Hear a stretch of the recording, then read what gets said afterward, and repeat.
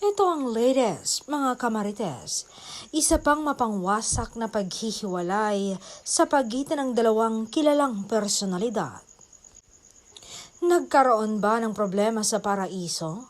Umugong ang ubas sa mga chismis na mabato ang relasyon ni aktor at ni aktres. Medyo matagal nang magkasama sina aktres at aktor.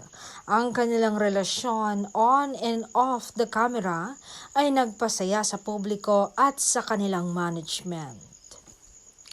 Bilang karagdagan, hinihikayat ni aktor at ni aktres ang creative department ng iba't ibang kumpanya ng produksyon na magkakaroon ng mga bago at makabagong idea para sa kanilang mga proyekto. Kaya naman ang kanilang relasyon sa real ay inaalagaang mabuti. Ang kanilang mga pamilya at mga kaibigan ay nagpakita ng suporta para sa kanila nang magtapos sa isa't isa.